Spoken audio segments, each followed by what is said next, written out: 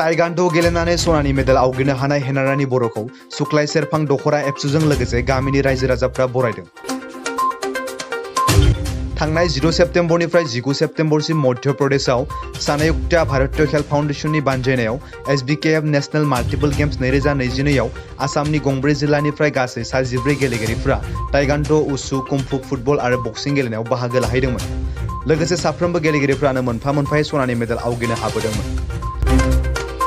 हेनारानि बर'आबो ताइगान्डु गेलेनानै सनानि मेडेल बान्था लाबोनो हादोंमोन। हेनारानि बर'नि ताइगान्डु गेलेनानै सनानि मेडेल आवग्रिनो हानायखौ लानानै सुक्लाय सेरफां दखरा एबसुनि आफादगिरि समित दैमारि, गाहाय नेहाथारि बिष्णु बसुमतारी बिथांमोननि दैदेननायाव हेनारानि बर'नि नखराव थांनानै आर'नाइजों मान बावनानै बरायदों। लोगोसे गामिनि सुबुंफ्राबो गोजोननाय मोननायजों मान बावफैदों। हेनारानि बर'आ फोरमायनाय बादिब्ला 2018 मायथाइनिफ्रायनो ताइगान्डु एकाडेमि सुक्लाय सेरफाङाव सोलोंथाइ लादोंमोन। दासिम रङिया केन्द्र बिद्यालयाव आरिमु आयदाजों 12 थाखोआव फरायगासिनो दं। हेनारानि बर'नि सिमाङा इयुनाव सासे नेशनेल गेलेगिरि जानाय। उन्दै समनिफ्रायनो गेलेनाय बिथिङाव नखरनि बिमा बिफानिफ्राय थोजासे मदद मोननायखौ फोरमायदों। गिबियावनो गासिखौबो खुलुमनाय बावहरनाय जाबाय।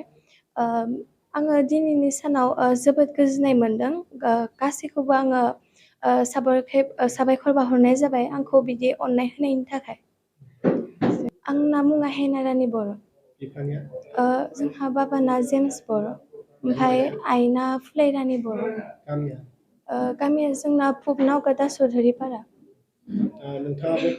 आङो जोंनि ताइक्वान्डु एकाडेमि सुक्लाय सेरफाङाव लादों। दा मा फरायगासिनो? आङो दा क्लास 12आव आर्टस लानो फरायगासिनो। बबे स्कुलाव? केन्द्र बिद्यालय रङिया। आंनि सिमाङा जादों सासे जोंनि इण्डियानि थाखाय गेलेनो। ओमफ्राय आङो फार्स्टआवनो आङो डाइरेक्ट फाइनेलाव मोनखादोंमोन। बेलेग स्टेटआनो जादों महाराष्ट्र। बेजों सेकेन्ड खनसेयाव मोनदोंमोन। ओमफ्राय फार्स्ट खनसेयाव मध्य प्रदेशजों मोनदोंमोन। आं बुंनो नाजागोन कि जियानो जा फरायनाय लोगोसे जोङो खेलाखौबो इम्परटेन्ट होनांगौ।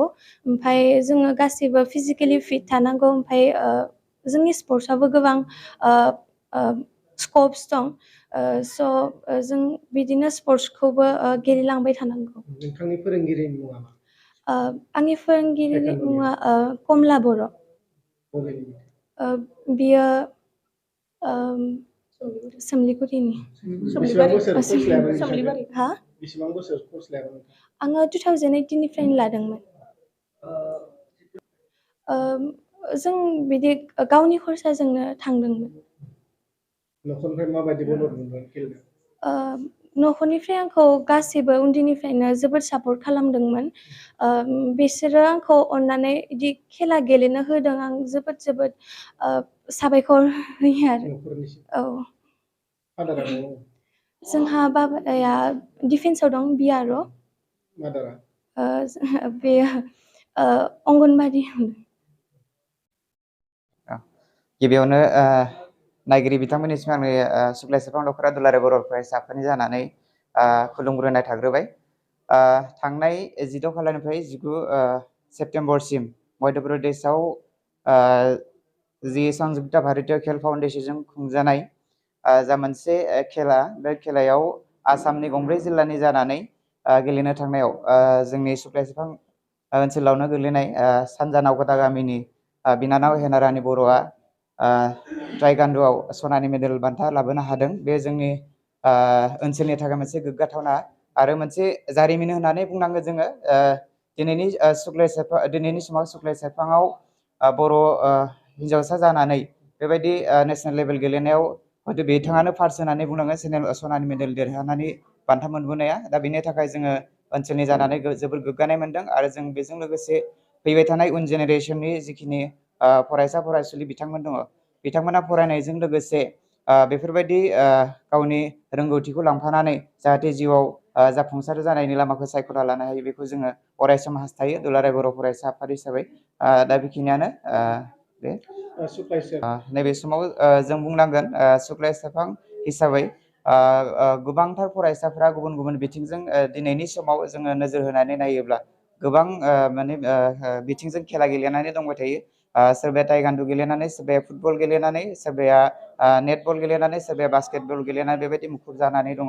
जों बांसिनै नोजोर होनानै नुयोब्ला जों नुनो मोनो बांसिन फुटबलाव बांसिनै मुखुब जाना थानायखौ जों नुदों आरो बेजों लोगोसे फुटबलल' नङा माखासे खेलाफोरखौबो देरहानानै दिनैनि समाव सुक्राइसेरफां ओनसोलनिफ्राय माखासे स्टेट लेभेल आरो नेसनेल लेभेलाव गेलेनो हानाय बिथांमोना दंसै जोंनि गेजेराव आरो बेबायदि गेलेनानैनो बिथांमोना केरियार दानायनि जारिमिना जोंनि सुक्राइसेरफां ओनसोलावबो दङ। सोरबाया साख्रियाव मोनबाय, दा बेबायदिनो गावबा गावनि लाइफखौ सेटेल खालामनानै लानो हादों आरो। फरायनाय बिथिङावबोथ' बिथांमोना गेलेनायजों लोगोसे गावनि गाव फरायनायखौ लांफानो हादों। दा बेखौ जोङो जोबोरैनो बाख्नायनांगोन। फरायसा बिथांमोना फरायगासिनो दङ।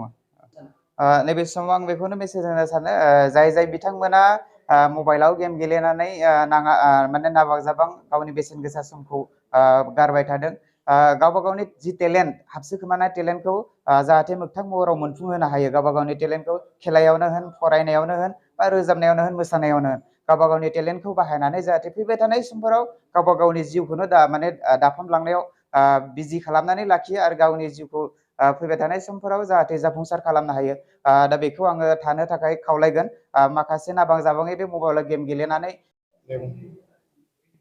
आङो आंनि फिसाजो हेनारानि बर'आ नेसनेल गेलेनानै सनानि बान्था मोनबोनो हानायखौ जोबोर गोजोननाय मोन्दों आरो उनावबो बिदिनो जाहाथे मोजां खेला गेलेनानै आरो उनावबो बिदिनो बान्था लाबोनो हाथों, बेखौनो आङो इसोरनि खाथियाव आरज गाबो आरो। बैसोआ बेसेबां जाखो? बैसोआ 17 प्लास। साबेसे नोंथांनि? सानै, फिसाजो सानै। देरसिना फरायगासिनो, ओमफ्राय नै दुइसिन आरो फिसा। माबायदि सिमां दं बेखौ लानानै? बेखौ लानानैथ' जेनेबा मोजां गेलेथों, मोजां जेनेबा बान्था लाबोनानै मोजां नाम खालामनो हाथों, बेखौनो आं आसा खालामो आरो। दिनै सुक्लाइसेरफांनि दख'रा बर' फरायसा आफादा आंनि फिसौखौ सनानि मेडेल मोननायनि थाखाय दिनै बरायफैदों आरो रायजो राजा बे ओनसोलनि गासैबो माहारि आफादफोरा बरायफैदों। बिनि थाखाय आङो साबायखर बावग्रोबाय बिथांमोनखौ आरो आं आसा खालामो उन समावबो बिथांमोना जाहाथे बिदिनो मदद होयो आरो आशीर्बाद होयो, जाहाथे बिथाङा एसियान गेमाव लासै गेलेनायनि सिमां दङ हेना बर'आ, जाहाथे बे खेलायनो हायो। बिनि थाखाय आं गासैबो रायजो राजा ओनसोलनि हारिनि बोर बिबाय आरो आंबो गसाइनियाव आरज गाबो बिथाङा गेलेनो हाथों, जाहाथे मोजां रोखोमनि जोंनि भारतबर्षआव मोनसे नाम लाबोनो हायो, बान्था लाबोनो हायो। आङो बेखौ गसाइनि सेराव आरज गाबनानै दिनै नोंथांमोना फैनानै जेरैबायदि फोसावनायाव सहाय सहयोग खालामदों, बिनि थाखाय गासैबो मिडियाखौ आङो बहुद आंनिफ्राय गार्जेन हिसाबै साबायखर बावबाय। उननि फैबाय थानाय समावबो नोंथांमोननि सहाय सहयोग आं आसा खालामदों आरो। माबायदि गेलेनाय? फिसौजोथ' बे उन्दैनिफ्रायनो गेलेनो बिमा बिफाखौ खोब प्रेसार होयोमोन, आङो टाइगान्डु गेलेगोन होननानै। दिनै उन्दै समाव बिमा बिफाया फरायनायखौसो बांसिन गोसो होदोंमोन, खेलायथ'ना होनना। थेवबो बियो मालाबा बुगानानै थायोमोन, गेलेनो होआबा बुगानानै मालाबा ओंखाम जाया। बेयावनो उपाय गैयियाव गावहाबो खोब गोसो दङमोन गेलेनो। बिमा बिफाया बे टाइगान्डुखौ सोलोंनो होनो गोनां बाध्य जाबाय। दा गावहा गोसो थानाय हिसाबै दिनै नेसनेल गेमाव बान्था लाबोनो हादों आरो।